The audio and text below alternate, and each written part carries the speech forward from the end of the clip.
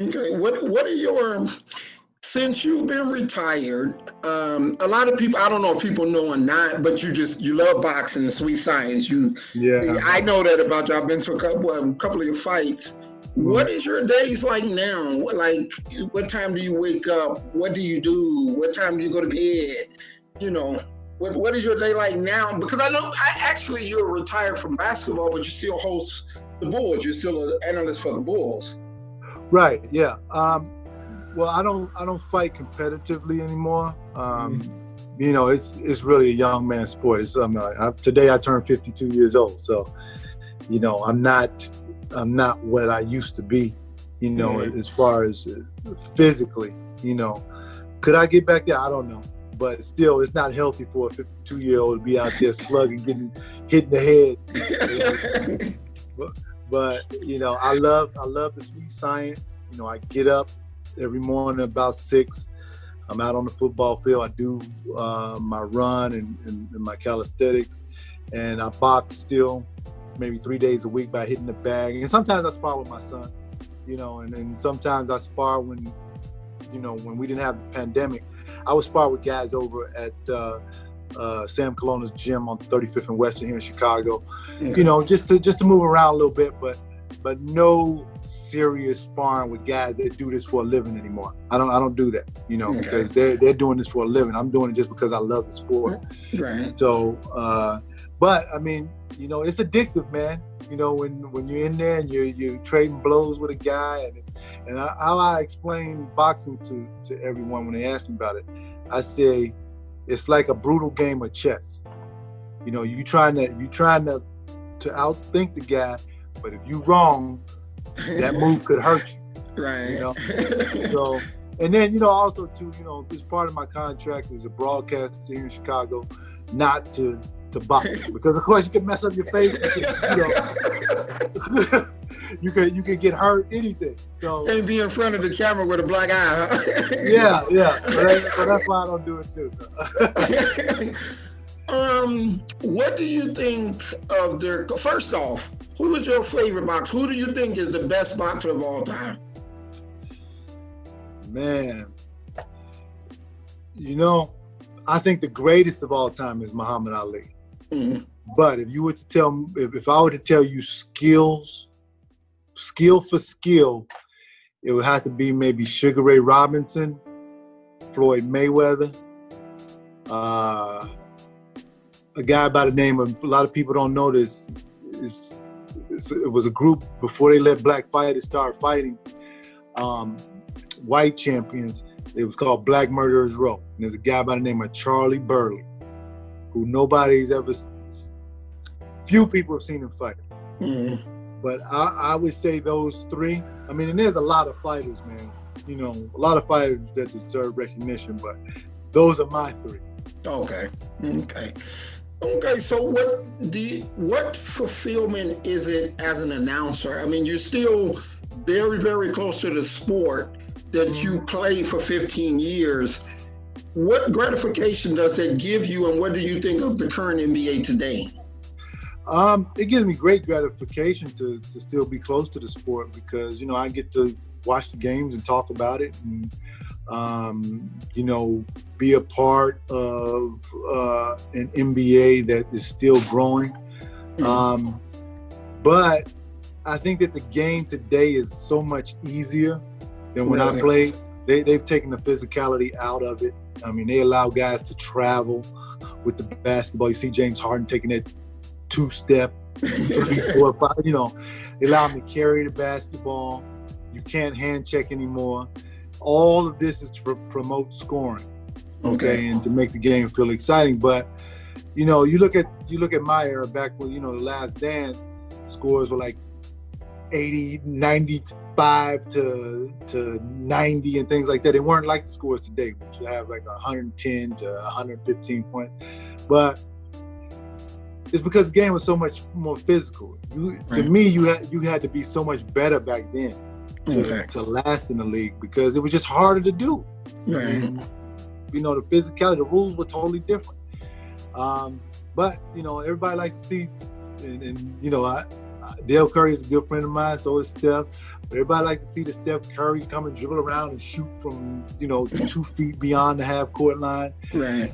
I'm telling you, the shots that they take today, we would have been taken out of the game for, because they were considered bad shots. Right. Horrible shots. And and Kobe before Kobe passed away, he said this in an interview. He said, basketball today has become accidental because you drive to the basket. If you can't get a layup, then you just pitch it out to shoot a 3-point shot. There's no in between game. The art of the mid-range game they've taken out because of these analytics saying that we need to shoot more 3-point shots or get to the layup. Well, tell Kawhi Leonard that. Kawhi Leonard, one of the best players in the league, and winning championships with a mid-range game. Right. Yeah. Is Kawhi a nice guy, or is he just quiet as he seems? I mean, I've had a couple interactions with him, but I don't know. But I think he's just a quiet guy. Okay. Speaks softly, but carries a big stick. Yeah. Now, I'll change the subject a little bit because I know that you get asked a lot about basketball, which I know you don't mind, but I like people to know there's more dimensions and layers to people than just what we know them as, what they became famous as, because you're a star in the sense that people know you from basketball, right? Right. And I know in interactions with you coming out to see me or whatever, you can leave out the place and people pulling over cars, somebody, they go Kendall Gill,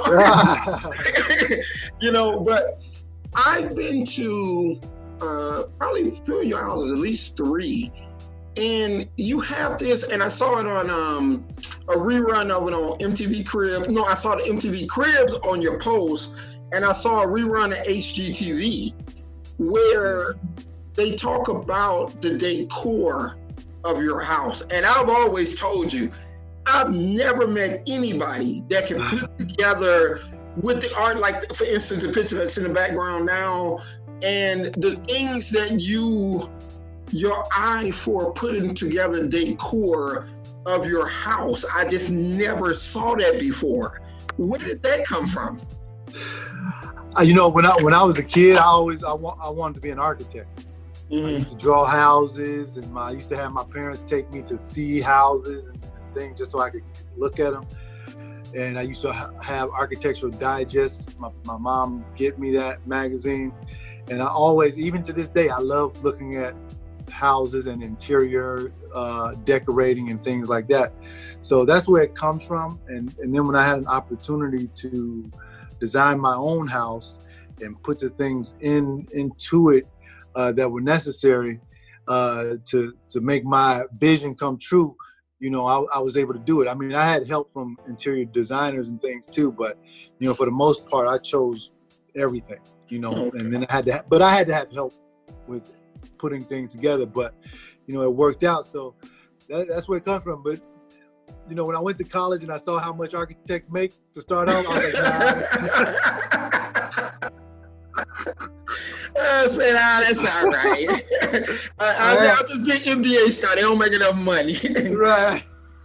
Okay. What was your best car? I've seen you, especially on the MTV Crib thing, and you've had a lot of different cars. What was your favorite car? I had to tell you, when I was about 27 years old, I was coming out of my house, and I had 8 cars, man, which was stupid, but I mean, that's being young and dumb. So I had 8 cars, and the one I wanted to drive was way back there. So I had to move the other 7 to get to that one, right? So I said, this is so stupid. I was like, I got to get rid of these cars. And this is actually when I changed, about money and all that stuff too. I immediately sold 5 of those cars. I kept 3. I kept a SUV, I kept a Mercedes, and I kept one of my Ferraris, okay? But all the other cars just weren't necessary. You can only drive one at a time. Right. But the best car that I ever had and Earl, I had a lot of cars, man. But the best two I had a 550 Maranello Ferrari. Okay. Gunmetal gray, beautiful car, man. It looked like a shark coming down the street. And I had a Bentley Arnage red label.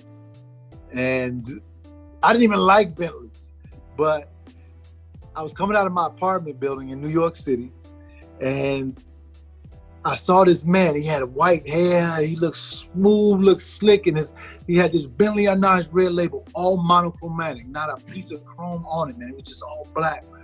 And I looked. I was like, I know that guy. What is it? I mean, I couldn't stepped out of the car. It was Ralph Lauren. Oh, wow. Ralph Lauren. So then I was like, I got to get that car. So I called my brother up. I said, listen, I want this car. I took a picture of it. You know, back then, you couldn't take pictures on your phone. You had to run to the store and get one of those cardboard things where you put the dial like this. You take the one things and develop the pictures. So I ran to the store next door and got the camera thing and took a picture of the car. That's how I got one exactly like it, man. Oh, really? Good car. You loved it? I loved it, man. And you know, a lot of people. What happened to your strollers, man? I mean, what happened to your Ferraris? Then I said, you see those strollers over there? That's what happened. My Ferraris turned into those strollers. Kids are expensive, man. Very, very. Especially boys, they eat like crazy, man. Boys are. They grow out of their shoes every month. They need new shoes. Their feet didn't grow. Kids are very expensive. All right, what I want to do, I'm going to let you go. I know it's your birthday. I know it's a holiday, so I don't want to hold you up. But I always like to end with what I call this fabulous five. So I'll say a word, and you throw out to me the first thought that you think, okay? Marriage. Okay. Great if you marry the right person. Kids. Best thing that ever happened to me. Money.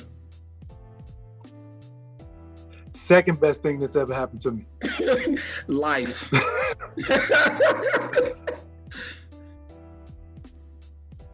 Beautiful. If you do it right. Okay. And then the last one would be family. Everything. Okay. Family is everything. Because, I mean, when the chips are down, and I've had these experiences, the most important thing that you have to fall back on is family. Okay. Yeah, because I know, like, I always see pictures of you, your mom, your dad, your brother. You're very close with your brothers, you know, and you're dressing up in Sox uniform, working in Harold's where your brother owned Harold Chicken, you over there. Yeah. All right. So, once again, man. like I said, I appreciate you taking the time out to do this with me, and you know, it's your birthday, and I definitely appreciate you taking the time, man. Hey, man, thanks. Anytime. All right, man. Take it easy.